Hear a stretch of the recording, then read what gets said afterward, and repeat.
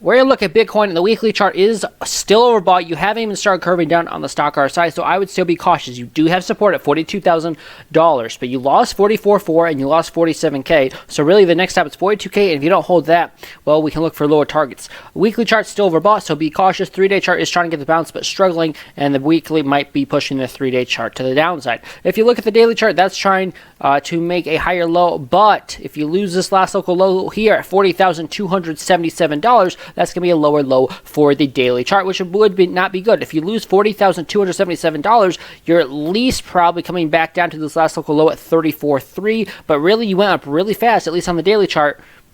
And the last local low below, really the last major local low before 42,000 was all the way down there at 25,000. So I'm not saying, I don't think we're going that low again, but anything is possible. Like I said, if you lose this last local low right here at 34.3, there's a good chance you could go all the way down there. But first you'd have to lose 42K, which you're really close. So it's going to be a bad thing if you lose 42K.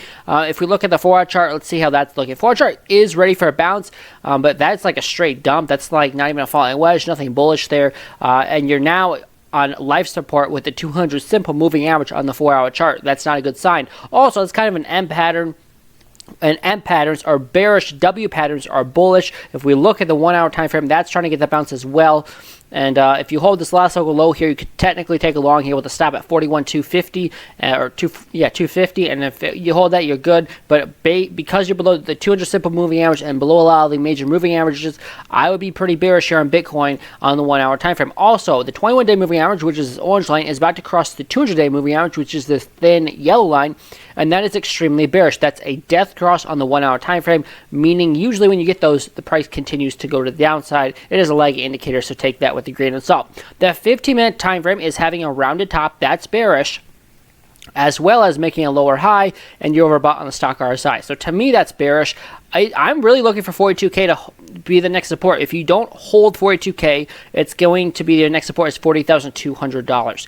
I don't think you're going to hold 42K again because you already lost it once and you went to 41,420. So really, we are probably, I'd be pretty surprised if at this point we don't see $40,000. I'm not surprised we're seeing a dump because, again, the ETF news came out and I was predicting that'd be sell the news event. Everyone else in my trading group, not my trading group, another trading group I'm in, is saying, well, no, the ETF is going to be bullish. It hasn't been bullish. It was basically longer term sell the news. It didn't happen immediately, but you did kind of get somewhat of a blow off top, almost to 50,000, and that's what we're looking at. So as long as you hold 42,000, at least the higher time frames are bullish, but the weeklies are ready for a dump, and that hasn't even started happening yet. I'm predicting we see $40,200 in the next 24 hours. We'll see if I'm wrong or right. If you guys appreciate this update, appreciate if you hit the like, subscribe, share this video with your friends, join the Telegram. It's free to join, and we also check out the Patreon if you guys are interested in trade setups. I'll see you guys in the next video.